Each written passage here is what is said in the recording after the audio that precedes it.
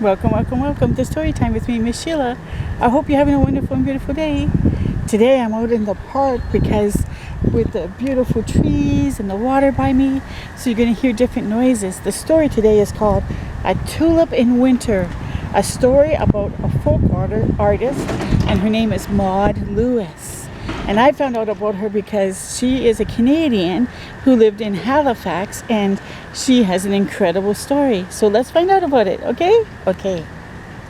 So here's like a little quote from her. It goes, "A window, a whole of a life already framed right there. A bird whizzing by, a bumblebee, always different."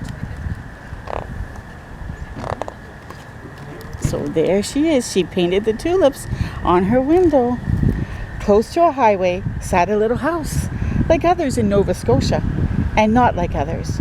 Birds and butterflies danced up and down its doors, and flowers were painted on its windows. Who would do such a thing? A woman as one of a kind as her house. Nice. She loved painting.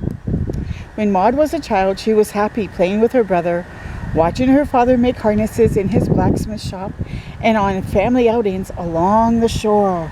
And look at in Halifax, that's how they used to travel. And then look, they're right by the water, the Pacific Ocean, or is it the Pacific Ocean or the Atlantic Ocean? I think it's the Atlantic Ocean, but isn't that beautiful? Other children teased her for how she looked, her crooked walk, and how small she was. Her doctor could not explain her condition. Still at home, Maud was content, stroking her cats, listening to music, and playing the piano. But as her hands grew more bent and her fingers more stiff, sweet music turned sour. "I can't do this," Maud banged on the keys. "Come," her mother said, "let's see if you can hold a paintbrush." Maud jabbed the brush into red and dragged it across the paper. Oh, red on white made its own kind of music. Maud dipped the brush again, gently this time. "Look, I made a flower." So she started painting when she was little. Oh, look at what other things she's making, like the bird and the ship and cows with horns. Maud began making Christmas cards with her mother.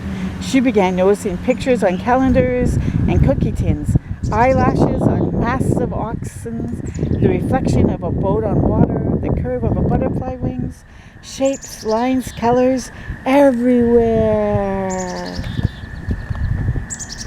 As Maud grew up, color flowed through her days, but as an adult, hardship visited her again and again. She tried to get a job. Store owners shook their heads. Could they not see she was capable of serving customers as other young women? When her parents died, her brother sold their house and moved away. Penniless, Maud had to move in with her aunt. Oh, that would have been very hard. "You can't paint in here," Aunt Ida said. "Too messy." Maud went to the porch. "Not here either.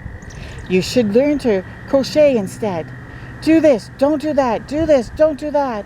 Maud needed a home where she would be treated like an adult and accepted for who she was. Oh, that'd be very hard.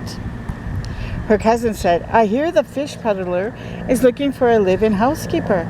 Far along the highway, Maud trudged her and her ankles aching. The fish peddler, Everett Lewis, was as gruff as a billy goat. His house as dreary as a dishpan of dirty water. "This, what you've got, is it contagious?" "No." "All right then." He's talking about her, like how she walked, like her crookedness and stuff. Right away, Maud began adding touches of color to the dull little house, humming happily to herself. Sadly, when her paint supplies ran out, there was no money for more. Everett knew what to do. Look at, so she painted on the stairs, see? Like little flower beds. Off to the dump he went for scraps of wood and cardboard, and to the wharf where fishermen painted their boats to collect what was left over. At the beaches he strode into the waves to fetch a can bobbing close to shore. At At home, Maud peeled back the dry layer of paint to get the fresh paint underneath. Look at that. Clever idea that he went and captured the paint from what the boatman used and didn't use all of it. Everett was strong in body and Maud was strong in spirit. They got along the way certain colors do. Together as a man and wife, they drove around the countryside, selling Everett's fish and Maud's creations until he had to sell the car because it cost too much to run. Sometimes customers and friends gave Maud gifts of paint. Sometimes when there was enough money, Everett did too. Look at them in their car going.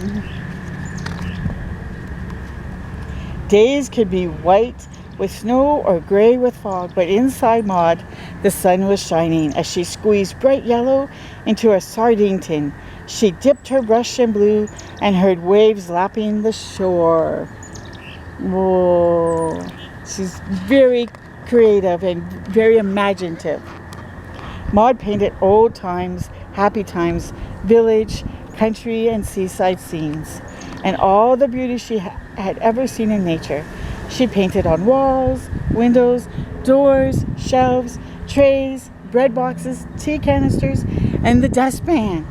Even the wood stove she painted. Oh. People often stopped at the one-of-a-kind house to look or buy a painting. Such a cheerful scene. Reminds me of days gone by. Her paintings are all so joyous. Maud was happy seeing her work give others such pleasure. A woman said to her, "Your cats among the tulips are delightful."